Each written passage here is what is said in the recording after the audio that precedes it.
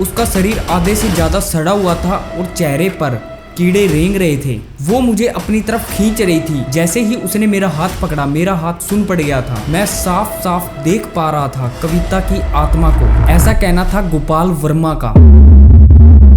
वो रहते थे एक भूतिया घर में जो कविता का था। अब ये कविता कौन थी और इसका घर भूतिया घर कैसे बन गया, इन सभी सवालों के जवाब दूंगा मैं इस वीडियो में। आज से काफी टाइम पहले गोपाल वर्मा और सुनीता की नई नई शादी हुई थी। शादी करने के बाद ये एक नया घर खरीदते हैं जो इनको काफी सस्ते रेट में मिल जाता है। काफी लोगों का यह भी कहना है कि इस घर में काफी टाइम पहले एक लड़की की मृत्यु हो गई थी, जिसके कारण इस घर को किसी ने खरीदा नहीं था। अब ये नए घर में शिफ्ट होते हैं और ये गोपाल वर्मा और जो सुनीता है ना, ये किसी भी भूत प्रेत पर विश्वास नहीं करते थे। इनके घर में कुछ ऐसी चीजें होने लग जाती हैं, जैसे एकदम से किसी लाइट का चले जाना या किसी बल्ब का फूट जाना। कभी कभी तो ऐसा होता था इनकी जो ट्यूब लाइट थी वो ब्लिंक होने लग जाती थी। थोड़ा समय बीतता है, रात के समय इनका जो बेड होता है वो अपने आप बजने लग जाता है, मानो कि इनके बेड के पास कोई आकर बैठ गया हो।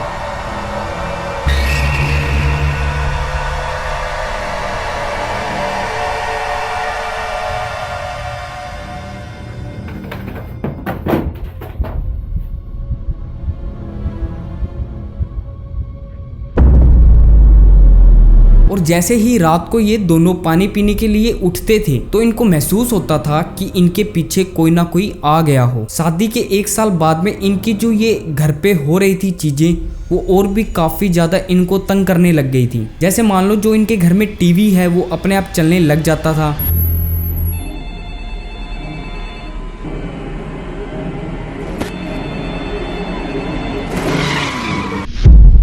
गेट अपने आप खुल जाता था।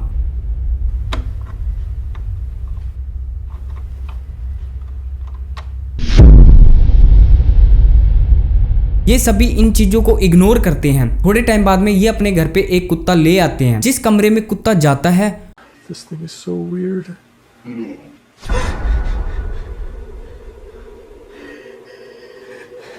Can you understand me? What?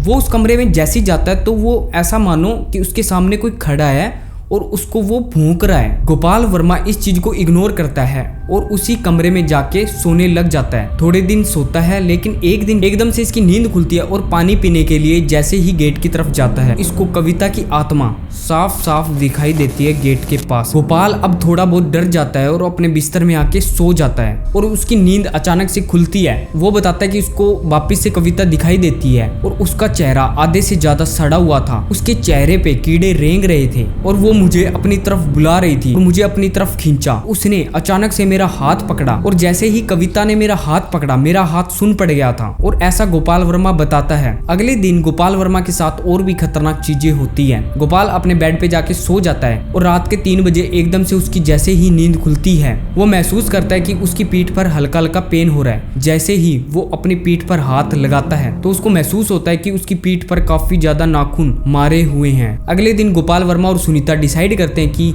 घर में तांत्रिक को बुलाया जाए। तांत्रिक इनके घर पे आ जाता है और तांत्रिक इनको कुछ ऐसी ऐसी चीजें बताता है जिन पर इनको बिल्कुल भी विश्वास नहीं होता। तांत्रिक उनको बताता है कि इस घर में काफी टाइम पहले एक लड़की रहती थी जिसकी एज 10 साल थी और वो खेलते खेलते पेड़ियों से नीचे गिर गई थी और उसकी उसी टाइम मौत हो गई थी। कविता को यह घर काफी ज्यादा पसंद था, इसलिए इसकी आत्मा इस घर पर अभी तक रह रही है। तांत्रिक यह सब कुछ बताकर चला जाता है। गोपाल वर्मा अब एक पंडित को बुलाता है ताकि अपने घर पर पूजा पाठ करवाई जाए। गोपाल वर्मा इन सभी चीजों से काफी ज्यादा परेशान हो जाता है और एक पंडित को अपने घर में बुलाता है। पंडित घर आता है और इसको पूजा पाठ करवाने के लिए कहता है। थोड़ा समय बीतता है, पंडित इनके घर पे आता है और पूजा पाठ स्टार्ट करता है। यह पूजा इनके घर पर 3 दिन लगातार चलती रहती है और इस पूजा के बाद में पंडित इनको बताता है कि आपने डेली रूटीन के अंदर पूजा पाठ घर के अंदर करनी है और पूरे घर में धूप का धुआं करना है। गोपाल और सुनीता इस चीज को गांठ बांध लेते हैं और अगले दिन से ही गोपाल वर्मा और सुनीता